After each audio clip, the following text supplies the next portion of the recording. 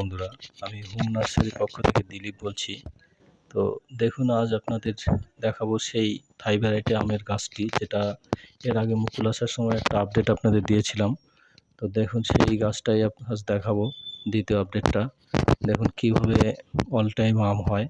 দেখুন একই গাছে বিভিন্ন রকম আম এবং মুকুল, ছোট বড় আম। এই দেখুন একই গাছ ডালে দেখুন এই একটু বড় আম, তারপরে দেখুন সেই ডালেই আগার দিকে দেখুন এই দেখুন ছোট আম।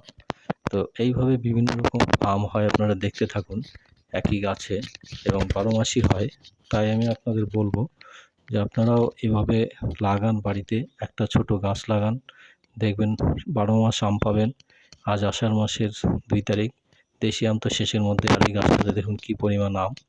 তাই বলবো যে এইভাবে আপনারাও লাগান, 12 মাস আম পাবেন, ডাল সিজনেও খেতে পারবেন এইভাবে। তাই লাগান।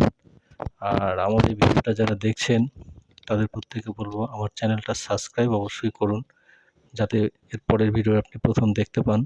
আর প্রচুর পরিমাণে শেয়ার করুন, যাতে আরও মানুষ দেখতে পায়। আর একটা লাইক অবশ্যই করবেন, যাতে আমি পরবর্তী ভিডিও বানানোর উৎসাহ পাই। আর এইভাবে একটা করে গাছ বাড়িতে লাগান, দেখবেন এরকম বিভিন্ন সময় বিভিন্ন রকম আম হবে, খেতেও পারবেন এবং দেখতেও ভালো লাগবে। আর ডাল সিজনে যদি আপনার 2-4-5টা আম থাকে বা পান, খেতে পারেন, কত সুন্দর লাগবে। তাই লাগান বলছি প্রত্যেককেই। নমস্কার বন্ধুরা, আমি আমার ভিডিও বেশি বড় করব না, এখানে শেষ করছি। আর প্রত্যেককে এটাই অনুরোধ করব যে আপনারা দুটো একটা গাছ প্রত্যেকের বাড়িতে এইভাবে লাগান।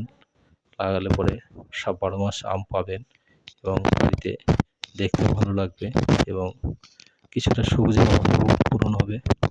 কারণ এখন তো গাছপালা ধীরে ধীরে কমে যাচ্ছে।